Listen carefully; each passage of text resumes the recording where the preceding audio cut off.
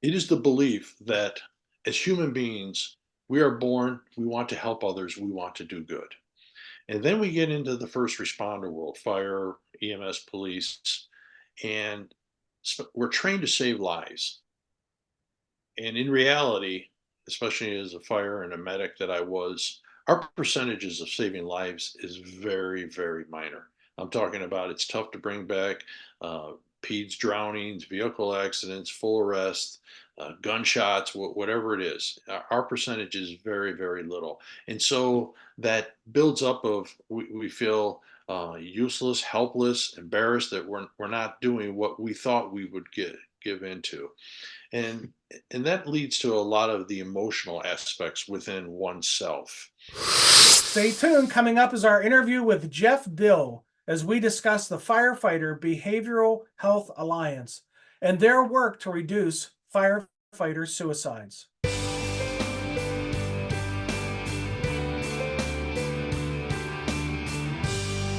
Hello and welcome to the Situational Awareness Matters Show, episode 406. I'm your host, Rich Gasaway. The purpose of this show is to improve situational awareness and decision making for individuals and teams who work in high risk, high consequence, time compressed environments with changing conditions. The SA Matters mission is simple. We want to help you see the bad things coming in time to prevent bad outcomes. Today's feature segment is sponsored by Gasaway Virtual Training. There are 33 online training programs there for you to choose from. Some of the programs are live events presented virtually over Zoom, and some of the programs are pre-recorded programs that you can buy and watch. To learn more, visit the samatters.com website and click on the Virtual Training tab. All right, let's jump into our feature segment and my interview with Jeff Dill talking about the Firefighter Behavioral Health Alliance.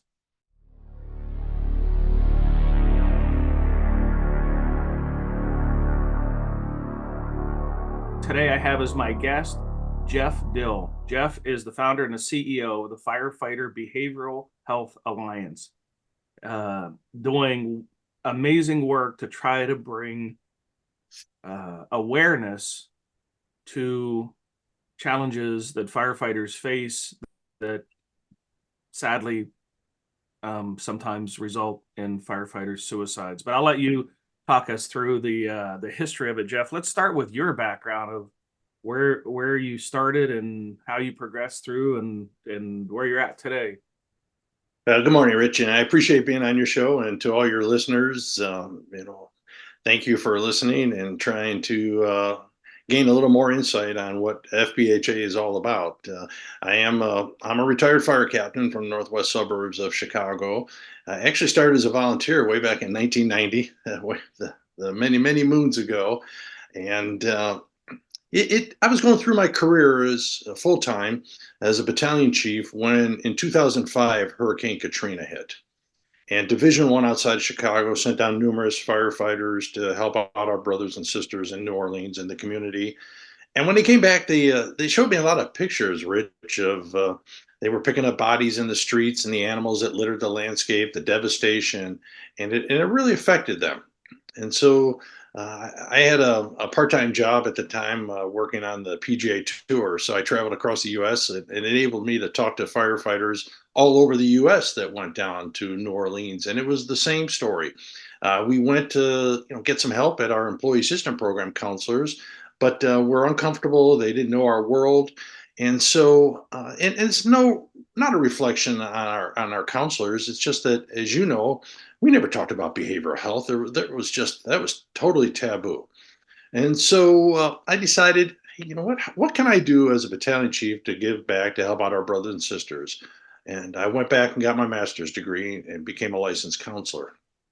And in 2009, my bride, Karen, we founded counseling services for firefighters. And we started training counselors and chaplains. Hey, you want to work with us, you need to understand us. We're a little different. Not that it's wrong from my point of view, but we're a tad bit different. when in early 2010, I started receiving emails and phone calls from all over the world saying, "Do you do anything about firefighter suicides?" I said, I didn't know we had a problem. I never heard of any of those things in my career.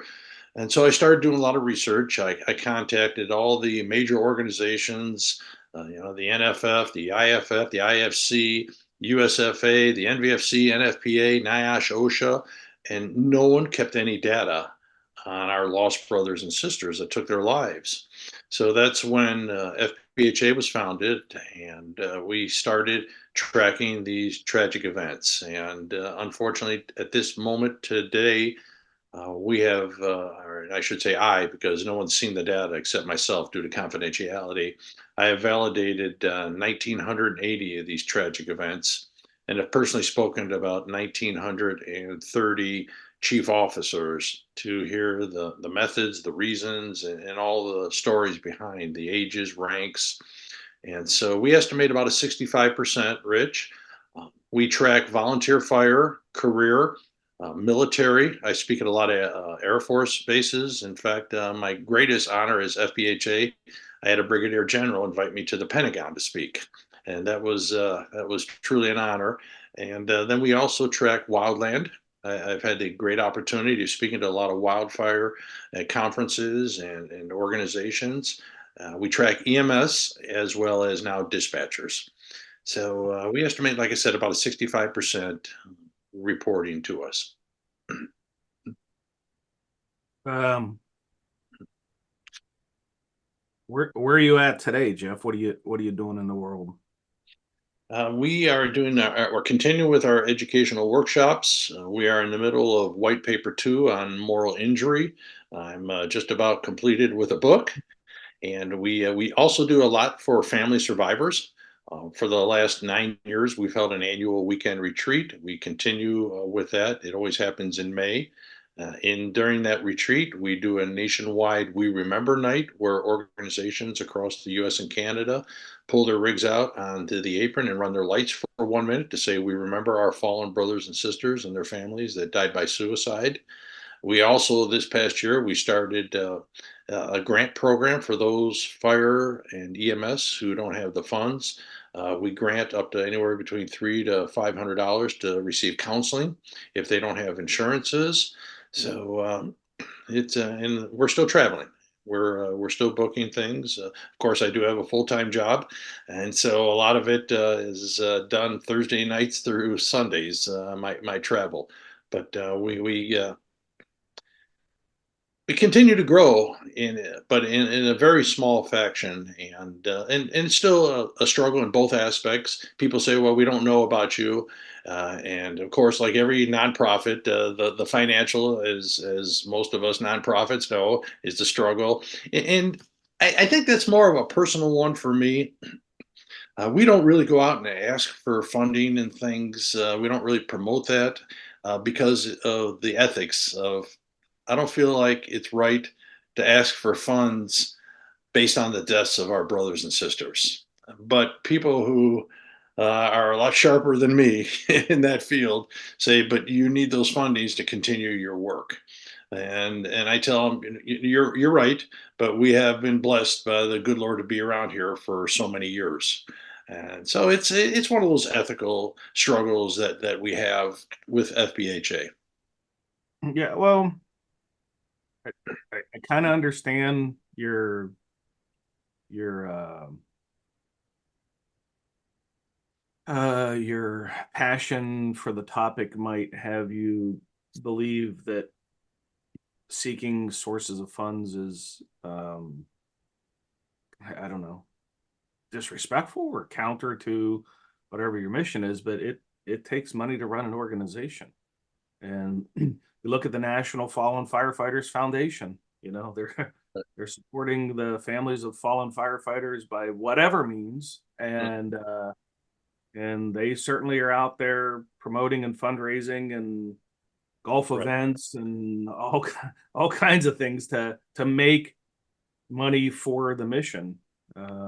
No, and absolutely, and I agree with you. It's just that there is a difference when you talk about line of duty deaths and those that take their lives by suicide. And so, and there's a judgment in society on that aspect, as well as behavioral health. And so, we have to really watch, and walk on tender ground with this. And as well as a lot of families, they don't want people to know that their loved one died by suicide. So that's where, um, FBHA has gained a lot of respect because, early on when we started tracking, we have, and we still do on our webpage, a confidential suicide report where people fill out. And when they fill it out, and they submit, I have no idea where it come from. The email's scrub, but that's where I contact the fire department or EMS organization, and I explained to the chief or chief officer, what our mission is, that we're very confidential. No one will ever know you and I talked unless you tell someone. We don't give out names. We don't give out organizations unless families contact us and say, hey, please, promote our loved one's death so that, educate others. But we've had 100% compliance, and chiefs that have told me said, Jeff, families don't want this to go out, but we know what you do, and we know the data is important. Well, data is important in most everything in the world, to have something to support, that mission, and so, we've been blessed that way. So, because I know, being a licensed counselor and doing what I do in my career, that if I was to let out organizations and names, we would be done. And so it is, like I said, Rich, it's a difference between a line of duty death and a suicide, and the amount of people that will give for line of duty deaths, as rightly so, compared to those who will give due to suicides. Fair enough. Um, if someone were sitting in one of your classes, tell me some things they'd be learning. Well, we start off a lot of trying to understand, the behaviors. And I'm a product of the 60s and 70s. A lot of people use mental health. For me, mental was a very degrading term growing up in the 60s and 70s. And that's why we call it behavioral health. Behaviors based on the actions that they're struggling with, the emotions they're struggling with. So we deal with that's why we use the term behavioral health. So we now have 12 different workshops on anything from PTS and suicide to relationships. Internal size up is a term I coined many, many years ago. And we talk a lot about relationships, depression, addictions, as well as PTS and suicide. We have one strictly for family members, because we started noticing early on that the number one known reason for our brothers and sisters killing themselves was relationships, whether either personal or at work, or in the academies. So the relationships, uh, how to create a behavioral health program, having a peer support team and a EAP program. That's not enough nowadays. We consult with numerous fire departments on creating behavioral health programs for us. It's a 12-point program. We come in and we do workshops, and we train their counselors, their families. We create their guidelines and policies. And that's important because, Rich, we all have guidelines and policies on administration, on scene operations, but not many organizations have them on behavioral health. And what do you do when someone comes to you? And what are the numerous resources that a department has? And so we now, like I said, we now have 12 different workshops, and our latest one is on moral injury. So you come into our workshops, it's an eye opener. It's to make sure that you're watching out for others, but also yourself. And that internal size up is absolutely key. And what that phrase means is that we need to ask two questions of ourselves every day. Why am I acting this way? Why am I feeling this way? And the best thing we need to do is to listen to others. They see us better than we'll ever see ourselves. I've been blessed to be married to my wife Karen for 43 years. She knows my tone of voice, my actions, my body language, and she knows, hey, something's up.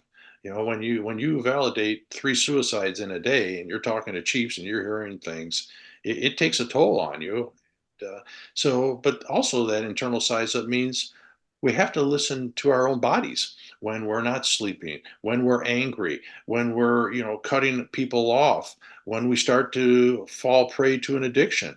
So we talk about all these different types of things to build within your organization, but also to make sure that you take care of yourself. And what makes us different than any other organization, and you probably know this as well as I do, Rich, in 2010, when we started talking about PTS and suicide, uh, that was out of the norm. And we got beat up. We got emails saying PTS, that's a military, suicides, you're making up the numbers. And so it was a struggle early on in that aspect. But we've come a long ways, and we still have a long ways to go. But what makes us different from all the organizations out there now is not only the data that the USFA, the NFPA, the NVFC, media use. It's also that 90% of our workshops come from our brothers and sisters. And I don't take things off the internet except for the criterias for PTS out of the DSM-5.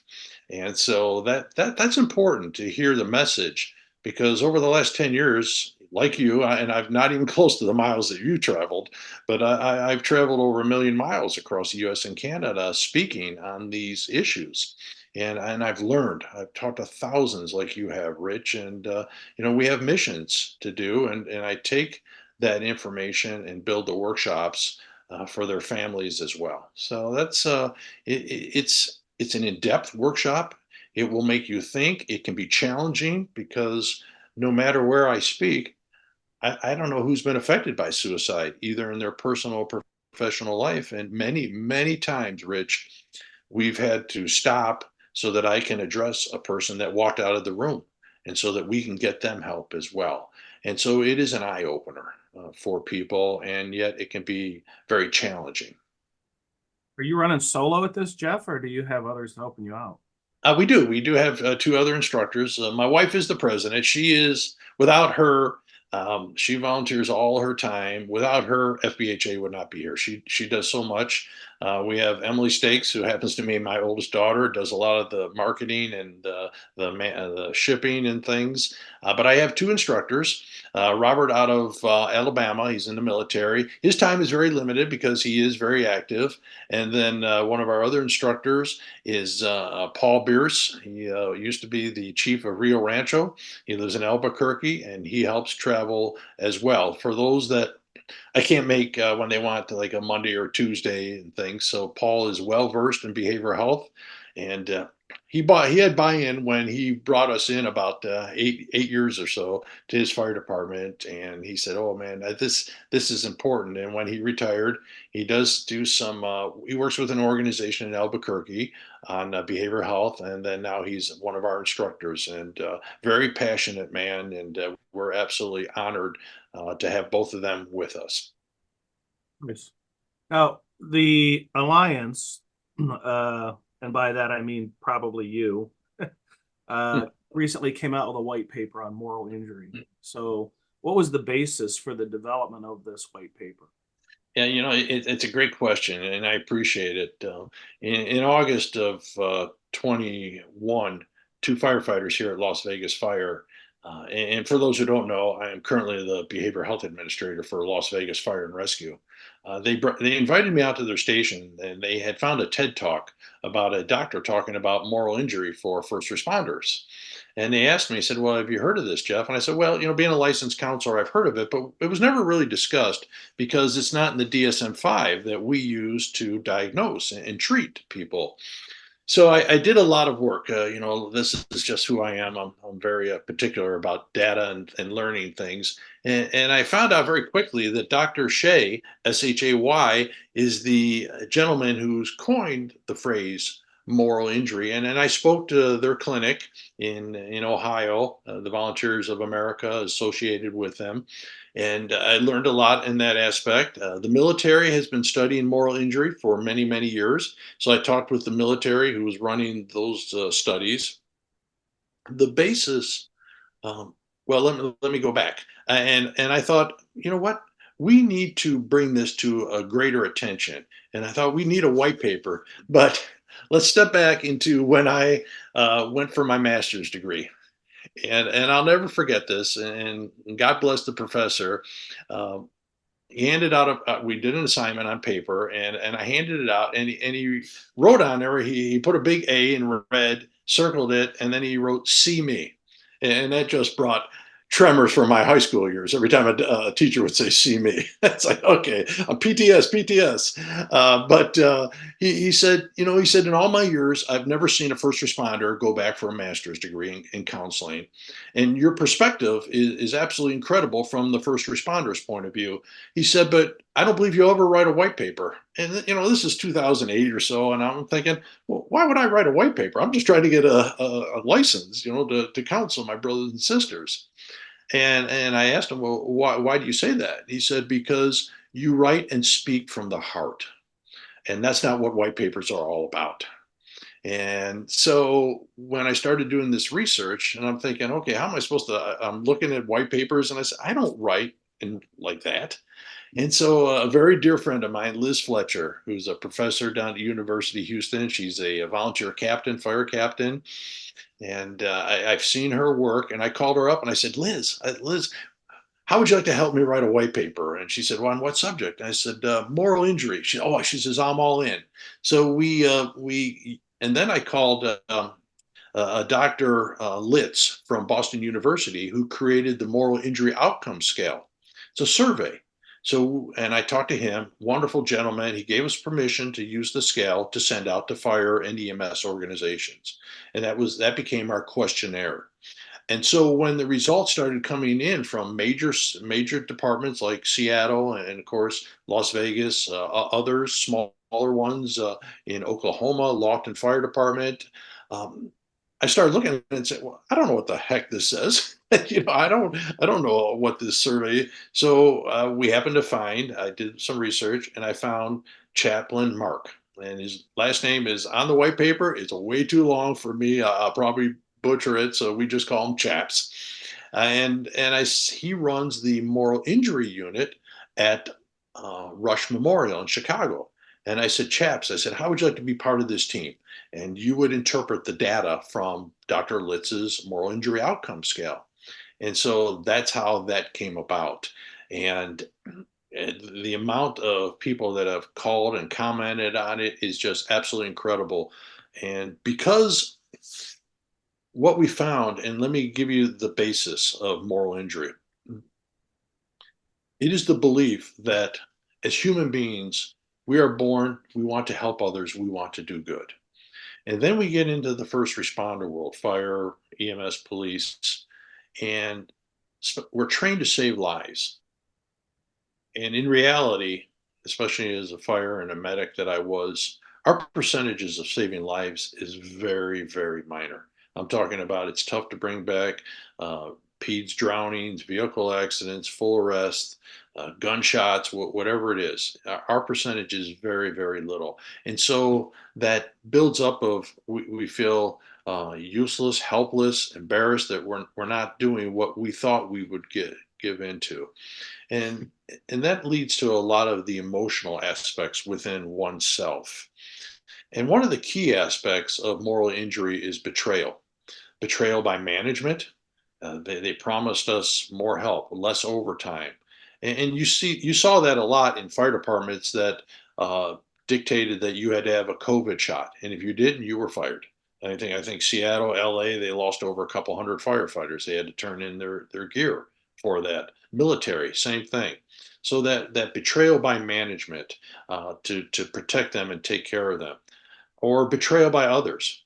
Maybe someone's harassing or abusing someone, that person in the fire department, or and maybe a loved one decided, hey, I don't want to be married with you anymore, and we feel betrayed by that, or ourselves. Maybe I saw someone being abused or harassed and I didn't say anything. Or maybe I went out and had an affair and now my family has disowned me. And so, where PTS is trauma based, fear based instance, moral injury is more wounds to the spirit, our heart. And when I started looking at our data, and I always go back to our data, and I found very quickly that the number one known reason, like I stated, for us killing ourselves is relationship issues by far, followed by depression and then PTS. And that's why I'm a firm believer that we need to get moral injury out there for not only our brothers and sisters, but to our counselors and chaplains, because unfortunately, they're somewhat brainwashed in the aspect of thinking, well, everything's PTS. It's a first responder, everything's post traumatic stress. And in reality, it's not. And when I talked to the military and their support, it was incredible in talking to me and helping. They said you can have PTS and moral injury at the same time, but they're two different ways of treatment. And I started looking at my data of the 1980 suicides, and I found very quickly 40 of our brothers and sisters that went into inpatient for PTS and depression and addictions. When they came out, they still ended up killing themselves. And I thought, is it because, and I don't know, I have no way of proving this, is it because those issues were addressed, but moral injury was overlooked? And so I think many of us struggle with calls that we go on where we couldn't make the rescue in a house of a burning house, and you hear someone screaming and dying to death, and we carry that trauma of we should have done more. I could have done more, and so when I asked the military, when you looked at your data, what was the highest contribution of suicides to? And they said by far it was moral injury over PTS. And that's what convinced me that we need to do a white paper. And now Liz and Chaps and I are in the middle of a second white paper on the treatment modalities and what to look for. And then white paper 3 is already on the drawing board that we're going to work on as well. So uh, moral injury is something that we need to take very serious, and we've started here at FBHA. I created a workshop called PTS versus moral injury, and it's the response has been very good. So that's it in its nutshell. That make that makes sense, and I can see the difference between PTS and moral injury as you had described it. And I can clearly see how responders would have the carry the trauma of loss when we're trained to save, ambition to save, an oath to save, but we can't always save. And then we have that that feeling of helplessness, guilt, embarrassment when we're not able to succeed. Now, did I just hear you say that you're making a separate class on moral injury, or it's going to be part of the classes that you do No, now? we have a separate 2 hour workshop called PTS versus moral injury. And understand, Rich, and to your audience, that loss is the same in relationships, or marriage, if you have a partner and things. So we couldn't save that, and it's expected of us to save things. And now I even failed in my personal life. And you and I both know, as well as your audience, that first responders have a 60 to 65% divorce rate. And so that strikes in as an additional loss, and then that feelings of selfless, just worthlessness, that I can't even save my relationship. I can't help people at work. And so it's a very, very difficult issue. And we need to bring that to the forefront as well for our counselors to say, hey, you know what? We need to think about this possibility. And one of the key aspects of treatment for moral injury is the ability to forgive one's self, to forgive others. And you know as well as I do that we are sometimes our worst critic. We beat up on ourselves more than anyone else. And you can't, it's not very easy to say, okay, I forgive myself when those wounds are so deep over time. And so it's like I said, it's something I take very serious, and I'm trying to promote that education to others. To if you have resources within your organizations, make sure you're aware of it. And people can download that white paper for free off our website. You just go to our webpage at ffbha.org, scroll down on that front page and you can download it and pass around the abstract. If people don't want to read the whole paper, I understand that, but pass around the abstract to your people, pass it to your resources, your counselors, your chaplains, so that they have an idea that, hey, maybe there is something more to than just them struggling with the very difficult calls. Yeah, I'll make sure I include a link to that in the show notes. What can organizations do to develop a behavioral health plan for their members? Is there resources available for that? There is, it's not about hiding things. We have templates on chaplain policies, behavioral health policies, all different sorts of policies that are templates that we can offer to you. And for those departments that maybe are smaller, they don't have the time or the person designated, and then they bring us out there and they get the workshops, the training. We develop their policies and guidelines. We put their names in it and everything with their logos, and we help train that whoever the training officer is to pass that through their people. And like I said, for us it's a 12 point. It starts in the academy. We design a PowerPoint for you for your academy people. We hold a workshop for your families, your counselors in the area, your chaplains, for your department. We hold up to three workshops to bring that awareness. And it's like I said, it's more than just having a peer support team in EAP, and we will train your peer support team. Will hold a workshop for your peer support team, especially to look for moral injury in your people. And a mass casualty policy. I developed one here out in Las Vegas for your peer support teams. When how do you respond as a peer support team to a mass casualty incident? What are the setups? It's a part of operations and things. And then the point 12 is probably the key, and that's retirement. How do you set up a retirement program to take care of your brothers and sisters once they retire? We at FBHA here, we track retirees, those that have been fired, resigned, suspended, on duty injuries. And the retirees, as difficult as to get the active, it's more difficult to get retiree data.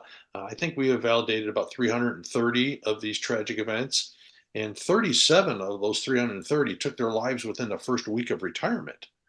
So we have to do a better job than just saying, "Hey, here's a party and an axe on a board," and say, "See ya." So a retirement program says, "Hey, about a year out, you're about to retire. These are the things that we need to help them with to transition into the world." And such things as, "Hey, do you want to go back to school? Do you want to help volunteer? If you're married or have a spouse and partner, how about marriage counseling 6 months out? Because when you walk in that final day and say, hey, I'm home," well, that's a shock, especially career, because they've lived a certain life where you work shift work and volunteers, you were gone so many days and training and calls. So there's a lot to that retirement aspect. Are any of those templates available on the website, or those are templates that are used when you come out and do the live events? No, we don't put them on the webpage. All we ask is just send me an email. Send me an email. Say, "Hey Jeff, can we have your behavioral health?" And I send you ones that I created many years ago. I use in Las Vegas on policies and guidelines for your peer support team. So there's they're nice templates for you to work with, and many, and I mean many, organizations have contacted me and use a lot of them. We have assessment questions on PTS and suicide that I developed. Many departments still are using them. So just send me an email and say, "Hey Jeff, I heard you on Rich. Can you send me the templates that you talked about?" Yeah. What's the future for Firefighter Behavioral Health Alliance? What's on the horizon here? That's such a great question. Outside of our book coming out, and we hope to work with other organizations a lot closer that have contacted us to put together. But I think, Rich, the biggest challenge, and this, having your own organization, is how do you continue your organization when it's time for me to hang it up? Who do I find to replace me? Is it possible to train someone to do what we do, right? I mean, the passion comes deep within inside. It's not that we don't trust people. It's just that this is how we do it. And especially with us, with the confidentiality, no one has seen the data. And that's, like I said, that's the promise I've made to, those 1930 chiefs. It's tough to turn that data over to someone or another organization. Say, hey, you know what? And I'll just use an example. Say the NFF says, hey, you know what? We want to do it. Well, it's tough for me to turn over that confidential data. And so I really have to think about that. I'm 62 years old. I have 2.5 years left of career work still with Las Vegas. They know it. They know when I turn 65, I'm out in that aspect. I don't think I'll hang it up yet at 65 for FBHA because we really want to go international as well. I have a lot of people across the globe that contact me and talk about it and the data. I would really like to expand into, because this is a global issue, the behavioral health and the suicides. Like I said, I got friends, they call me, they tell me when they've had losses. I would really like to take it international as well. But you know what? We still have a lot of work to do here in America.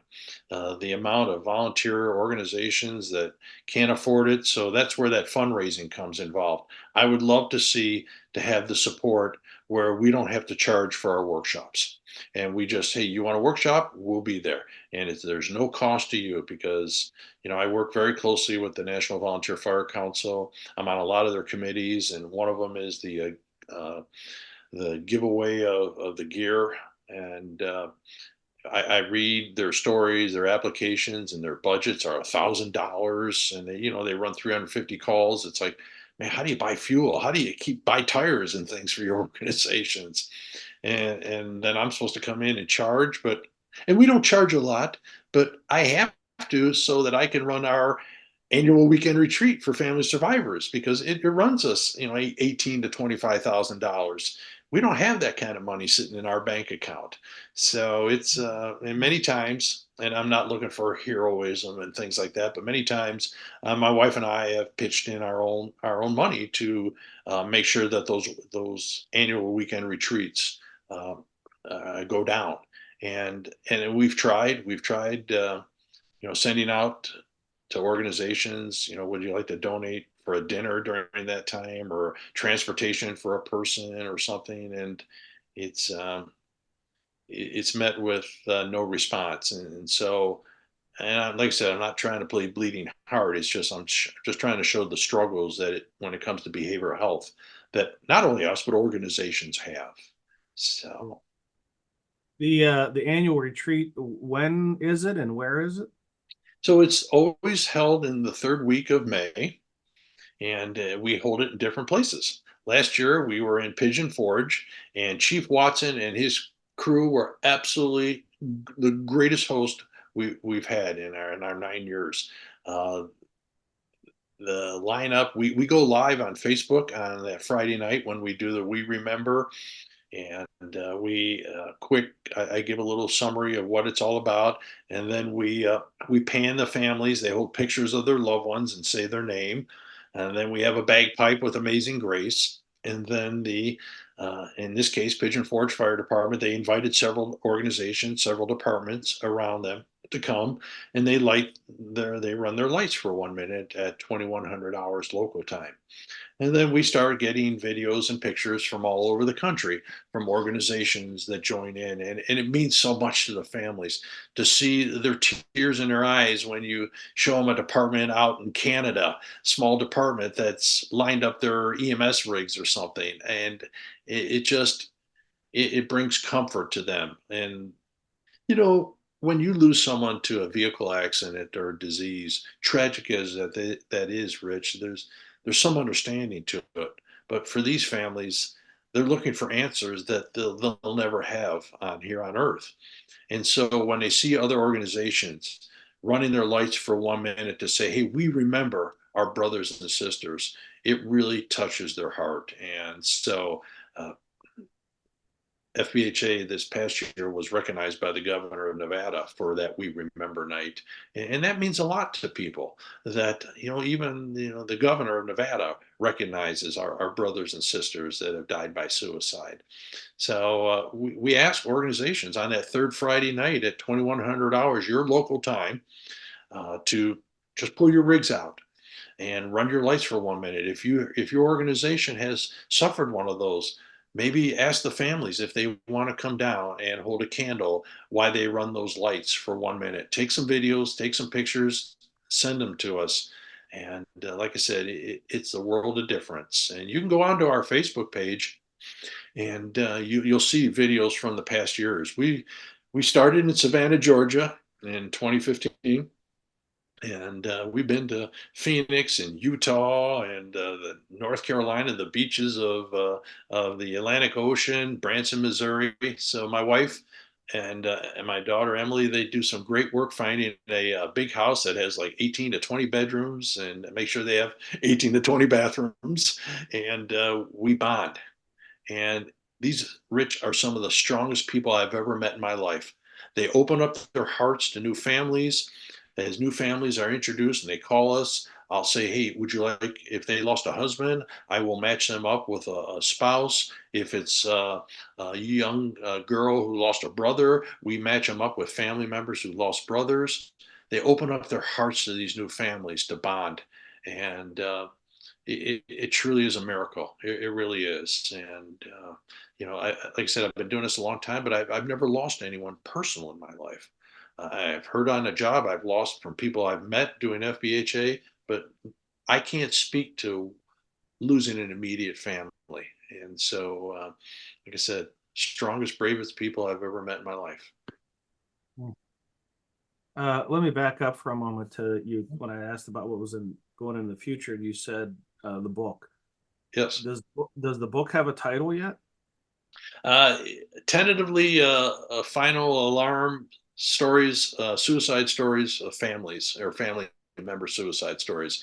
We haven't ironed it out exactly, but it'll be something like that. We'll be talking about FBHA and the work, but then a very dear friend of mine, Blythe Landry, is interviewing and writing down families that I have given them, and they're opening up their hearts, including one family that lost a husband and a son to suicide, both in the fire service. And so it's going to be just an incredible, passionate book, but it'll also be a learning education of what families have gone through and what you as family members can and firefighters can look out for in each other and yourself. So it will be a very heartfelt book as well. So very passionate, but very educational. Thank you. Do you have any classes available online?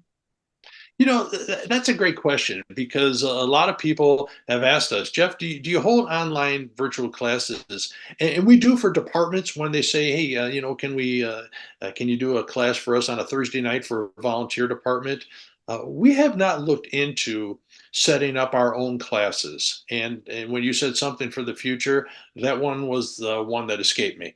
We had thought about providing that as well, doing live virtual Zoom classes, hour and a half long, of either PTS versus moral injury or internal size up, which are our two most in demand as well. So yeah, great question, Rich. That is something that we are looking to go into in 2024. Okay. Is there anything that you would want our listeners and viewers to know about your mission that you haven't shared yet because I just didn't ask you the right question? I think I want people to know that doing what we do is so very rewarding. And I say this to other organizations that are doing behavioral health, but you also have to be aware it can be very, very exhausting. It's tough on your soul. And I know a lot don't do in the suicide realm as much as we do. But if you're doing behavior health and you've probably dealt with people that have had suicidal ideations or depression, and it's important that you practice self care. and not fall prey to the depressions of the constant stories. I mean, I'm bombarded from my full-time job to doing this, but my outlet and my release is absolutely incredible. And you have to know that about yourself. There's many organizations that had stopped doing what they were doing because it became so very overwhelming to hear other people's pain. Understand there's a difference between empathy and being an empath. Empathy is where you really feel, you can see that, and you in their pain, and you're trying to help them and things, and you feel for them. An empath absorbs all their pain, absorbs all that the tragic information that they hear, and that can be very difficult for people. My wife is an empath. She updates our data. The way I send it to her is I'll text message firefighter, and I'm just saying a state firefighter Texas 2023, and then she updates the data on our webpage. She can't I can't talk to her about, oh man, the way this firefighter died or the reason why. And you have to know that about organizations. And it can become very frustrating when you're working with people and they end up, finally having to leave the job because of depression or whatever it is, or in our case, suicide. And I tell these people, please know that we'll always know the ones we lose, but we'll never know the ones we save. So stay the course. And that is something that I firmly believe in. It's difficult work, stay the course, because you don't know who you spoke to or who watched your workshop or things. It changed their life. And if you go into our Facebook page, this recently happened. A firefighter, his name's on there. He, with permission, I was able to post it. He sent me an email or a text message, and he said, Jeff, your name came up the other day in a conversation. He lives in Arkansas. He said, and I realized I never called to thank you. He said, the story, if you recall or not, I was sitting in my truck in I think a Walmart parking lot, had the gun in my hand. I was about to end it. I thought, one last chance, I'll see if I can find someone. And FBHA came up on his phone. He called me and he said, within 10 minutes, you had me in with a counselor that works with first responders the next day. I just wanted to let you know 2 years later, I'm remarried. I am back in my lives of my daughters. I think they're like 8 and 10. He sent pictures, beautiful family. I started my own business. Life is absolutely tremendous. I'll tell you what, I'm tearing up now as I think about it because all I ever see is firefighter hung himself, firefighter, died by firearm or whatever. And to see that story and that picture and to post it on Facebook was absolutely incredible. So I decided when we were in Pigeon Forge, I got one of those stuffed bears. You go into the shops and you stuff a bear, and it's a firefighter, and it's got for a shirt it says emotional support bear, and it sits on my desk at work. And I decided she is going to be our spokesperson, and I named her Miley, which stands for Moral Injury Lives in Everyone. And so she's our spokesperson when I make a message. It's, hey, Miley here, with a message. Well, I put a little piece of paper on her paws, and it says, aspire to soar in 2024.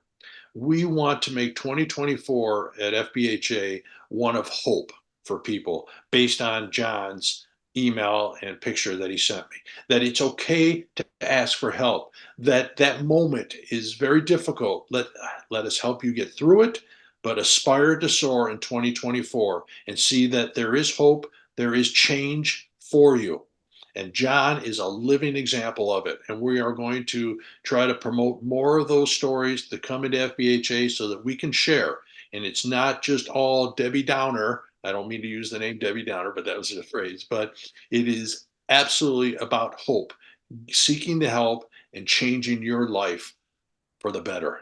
And it's such an inspiring story. We're actually adding it into the book, that and the picture of him and his new wife and family is just it's heartfelt on my part, and it meant so much for me for him to contact me. So that's I would say is big for 2024 for us as well. Well, thanks, Jeff, for coming on to the show and sharing your passion for your mission. There's no one else out there that I know of doing what you're doing, the way that you're doing it, with the ambition that you have to try to bring awareness to behavioral health in the way that you do. So you're a blessing to the fire service, and I certainly appreciate what you're doing. And I know there are many others that do, whether you hear it directly from them or not. Your mission is vital, and we're so blessed to have you doing what you're doing. Yeah, and I appreciate that. Can I share one quick story? One very quick humor Sure. story. I was speaking in Nebraska a few years ago, and after the workshop, a young female firefighter, and of course they're all young to me. I'm 62, so everyone's young to me. And she says, "I've been following you and your wife since you started." And she says, "I think that you're the grandfather of the movement of behavioral health, especially suicide." And I turned to her and I said, "Well, why do I have to be the grandfather? Why can't I be the father?" I'd never seen anyone turn so red in my life. And I said, "I'm only teasing with you, and it's just, and it just, whenever I need a laugh, I always think about that story in this young firefighter who turned redder than red. And I said, I'm just teasing with you. But, I appreciate what you do, Rich, and bringing us on to talk about this. And you have so many other subject matter people that you bring on. It's a partnership amongst all of us to help out our brothers and sisters. And your part, of course, never goes unnoticed for what you do worldwide to help our brothers and sisters. So what I do is just a humbling small part of a one whole piece that we're all together in. So thank you very much, and you stay safe, and a happy New Year in 2024 for you and your organization and your family. Thank you, Jeff, and the same for you. Appreciate it. Thank you, Jeff Dill, for sharing your passion about firefighter behavioral health and your efforts to reduce firefighter suicide. If you've been following along on social media or listening to some of the previous podcast episodes, you know by now that I took a little time off work and a little time away from podcasting in 2023. I've been on the road before the pandemic pretty consistently, 90 to 120 live events per year. And you throw in the travel and you get an idea of just what kind of schedule that is. And it can be tiring. So I needed to take a little time off, spend more time with the family. I did a kitchen remodel here at home and a bathroom remodel. And so taking that time off gave me some space to do some other things. And it also reminded me about how passionate I am about the topic of situational awareness. And that time off also provided opportunities for other master instructors to step up and deliver some programs themselves. And they sure stepped up and sure did. But now I am back on the road again and fully recharged. Got some new content. So if you're interested in joining us, here's where we're going to be upcoming. Starting tomorrow, or I'm sorry, on January 22 to February 2, we'll be at Suncor Refinery in Fort McMurray. And that'll conclude, at the conclusion of that visit, we will have delivered 71 programs for Syncrude on periods of high vulnerability. And these programs will be provided on this visit by Master Instructor Drew Moldenauer. Then on February 5 to 9 at Suncor Edmonton Refinery, doing the same kind of training for process operators at Suncor. Suncor is the parent to Syncrude. So the Syncrude experienced such success with fundamentally changing their organizational culture as a result of our training and some other things that are part of the POHV program that is being rolled out now to all their other refineries. And this will be the third visit to Suncor Edmonton. And again, Drew Moldenauer, our master instructor, will be providing that training. On February 10, we'll deliver a program for the Canada Task Force Training Group in Calgary, Alberta, and that'll be my first time with them. So I'm looking forward to that. Then February 29th, I will be in Orlando, Florida, delivering a program for the Center for Public Safety Excellence Conference. These are the people that accredit fire departments and officers in various capacities. And this will be my 8th time presenting for the CPSE Excellence Conference. March 1 and 2, I'll be at the Spotsylvania Volunteer Fire Department in Spotsylvania, Virginia. And this will be my 2nd program for Spotsylvania Volunteer Fire Department. The first one was virtual during the pandemic. So this will be my first time being with them live, and I'm really looking forward to that visit and those 2 days of training. March 4 and 5, I'll be at the Maryland Fire Rescue Institute's National Fire Service Staff and Command Program in Annapolis, Maryland. This will be my 22nd year presenting for the MIFRE National Fire Service Staff and Command Program. So thank you to the MIFRE director and the MIFRE staff for that exceptional opportunity over 22 years. It's just been such an honor, such an honor. April 19 and 20, I'll be at the Taos County Fire Department in Red River, New Mexico. And I'm especially excited for this one because Mexico is the only state where I haven't done a situational awareness program. So when our tour stop is done in New Mexico, we can click off the 50th and final state where we have delivered situational awareness programs. So that'll be exciting. And our master instructors are working hard adding their programs too. They did more than 30 programs in the final quarter of 2023, and they've probably got a dozen or more programs already scheduled in the start of 2024. So if you want to see all the upcoming programs, just visit the SA Matters website, and we have them all listed there. I want to thank a couple of the recent program hosts too. November 27 to December 1, we were at the Suncor Edmonton Refinery in Edmonton, Alberta, training the process operators on situational awareness and high-risk decision-making. And then on March 9th, I delivered my 4th program over the years for the Maryland Fire Chiefs Association in Ocean City, Maryland. So I appreciate the faith and confidence that the Maryland Fire Chiefs Association has in my message. And it was a fantastic day, a full room, lots of interaction, lots of laughing. We really, really had a wonderful time with the Maryland Fire Chiefs. If you're interested in hosting a live event or a virtual program, just click on the Contact Us tab at the top of the SA Matters homepage, and I'll give you a call. Finally, remember to check the show notes for how to subscribe to our newsletter and how to follow us on social media. There we share ideas about how to improve situational awareness, how to make better decisions under stress, and how to improve the skills of critical thinking and resilient problem solving.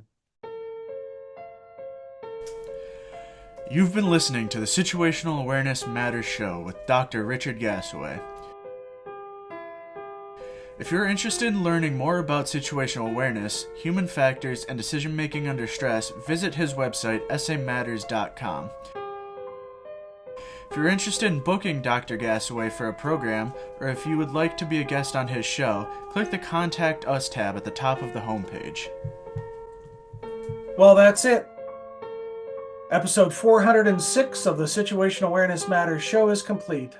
Thank you again to my guest, Jeff Dill, for sharing some information about the Firefighter Behavioral Health Alliance and ideas for improving reducing firefighter suicides. Thank you to our viewers and listeners for sharing some of your valuable time with me today. I really appreciate your support of the SA Matters mission. Be safe out there, and may the peace of the Lord and strong situational awareness be with you always.